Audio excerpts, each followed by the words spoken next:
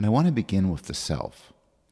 And I actually want to begin with my favorite psychology finding of all time. And it's known as the spotlight effect. And the phenomena of interest here is that we tend to think everybody notices us. We tend to think that the spotlight is on us. This was explored in some lovely work by Tom Gilovich and his colleagues, both to look at the fact and see if we're right. So in this clever study, they asked undergraduates to wear T-shirts with photographs on them.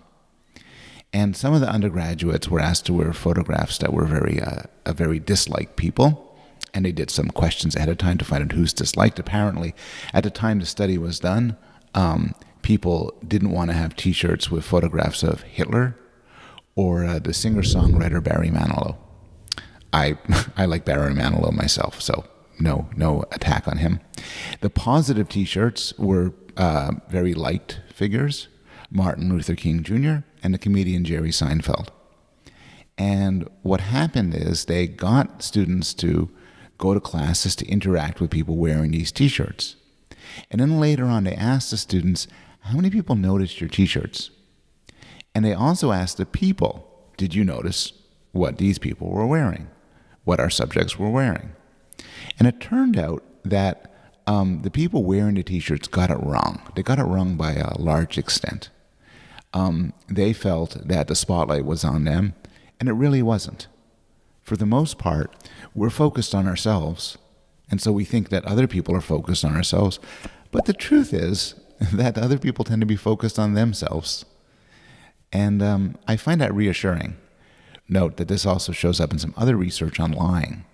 So when we lie, we tend to think that we're transparent, that other people, because we're so conscious of the fact we're lying, we believe that other people notice it too, and they often don't. We're much better liars than we think.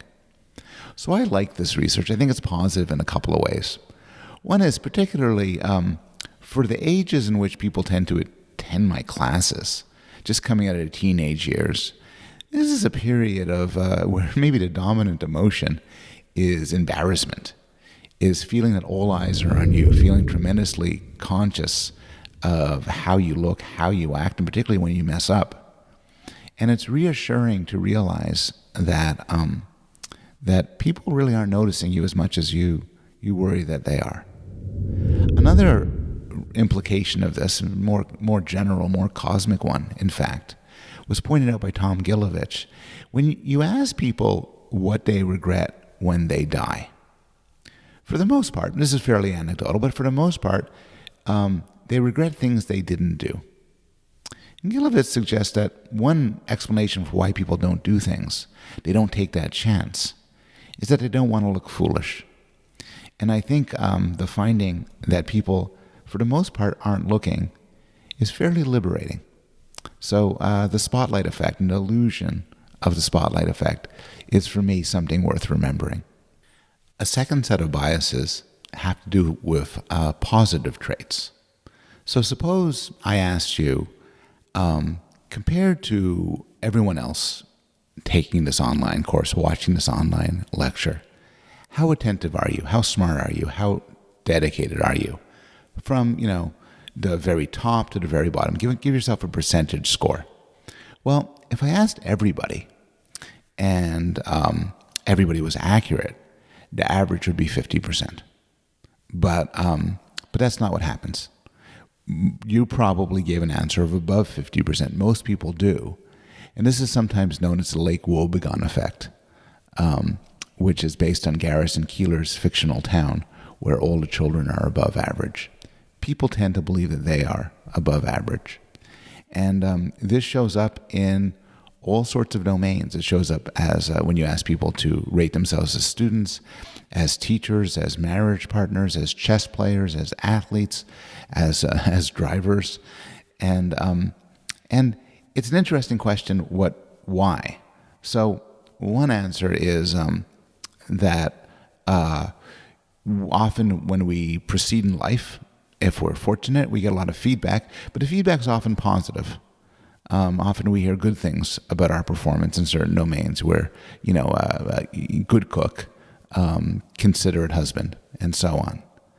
Another possibility is that when everybody answers the question, how good are you, we apply different criteria for goodness. So one person says, I'm a great driver, and they think because I'm very safe, I'm very cautious. Another person says, well, I'm very good at parallel parking. A third person says, I take chances no one else will. That's why I'm a great driver. And finally, and this is the one of most interest to social psychologists, we might have a general healthy motivation to feel good about ourselves. And this shows up in a second sort of positive bias, the self-serving bias. An idea of the self-serving bias is that we tend to attribute to ourselves, to our own traits, positive things, more so than for negative things. So in experiments that look at this, you might ask a student to think about a class he or she did well in compared to a class he or she did poorly in. Or ask a professor about a scientific paper that got accepted or a scientific paper that got rejected. And when asked why, there's a natural human tendency to view our positive accomplishment as a result of ourselves. We worked hard, we're smart, we put in effort. While the negative consequences we view as, we're tempted to view as the cause of other external factors. Our paper got accepted because it was a wonderful paper. It got rejected because the reviewer and editor were morons.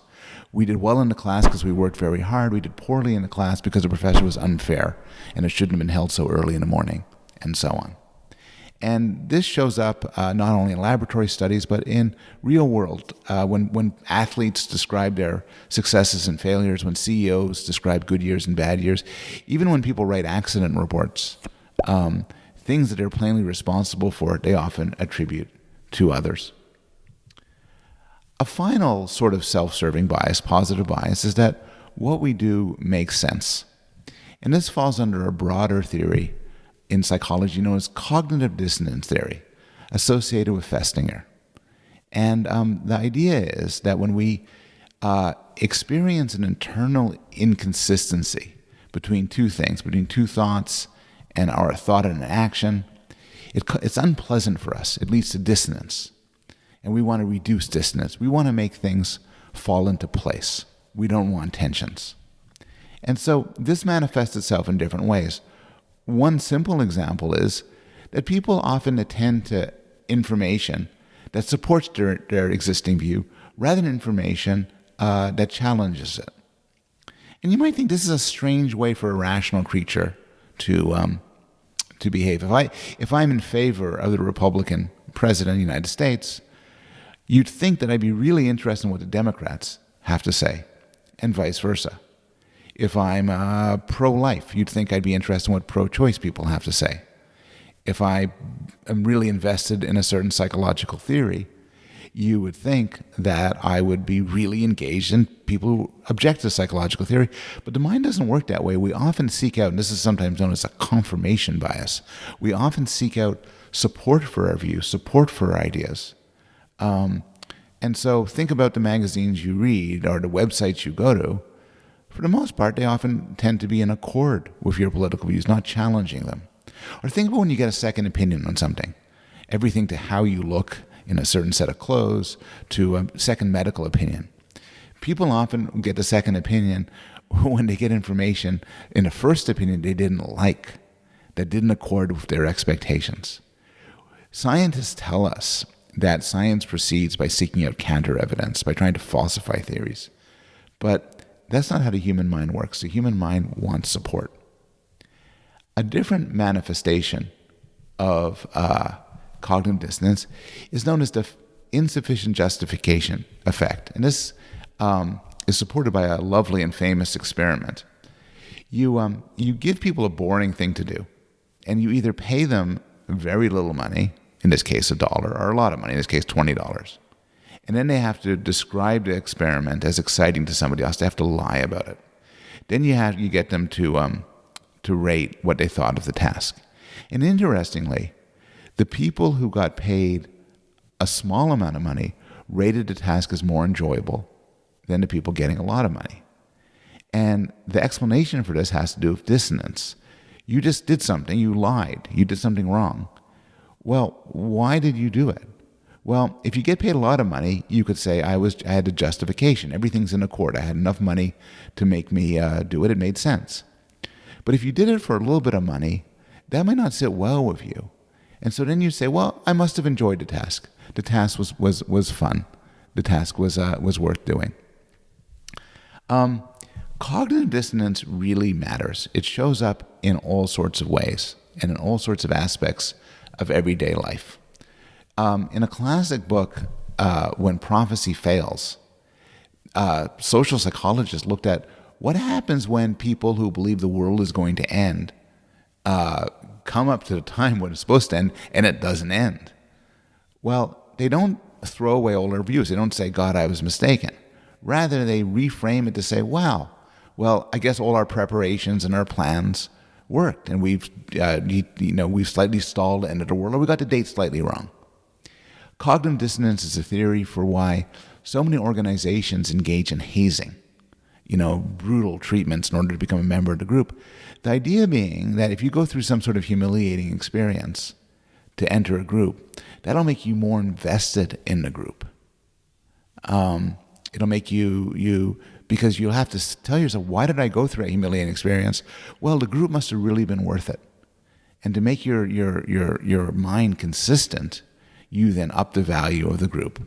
I think it's immoral for fraternities and so on to haze people, but there's no doubt that it actually is powerfully effective. Therapists want you to pay because you'll value the therapy more. Things that you do, that you volunteer for, you become more committed to than things that you get paid for. Because if you get paid for it, you don't have to love it. But if you volunteer for it, you do have to love it. Benjamin Franklin, as a next to last example, his advice on how to make an enemy love you is surprising and interesting. Go up to the enemy and ask him or her for a favor. I mean, that seems weird. Why would that make them love you? But cognitive dissonance tells a story, which is if they feel obliged to do the favor, they then have to explain to themselves why did they do a favor for you, and then they'll conclude they must have liked you. And finally, and this is something many parents know, many teachers know, there's a danger in rewarding children to do things that you'd want them to like paying them to read. The danger is that if they're paid to read, the story they tell about reading is they do it for a financial reward. But if you can get them to do it without some sort of financial reward, they would then tell themselves a different story, and the story is that they like to read. There's a lot of arguments over how cognitive dissonance works and a proper way to frame it, but nobody doubts that phenomena like these are real and they make a real difference in our lives.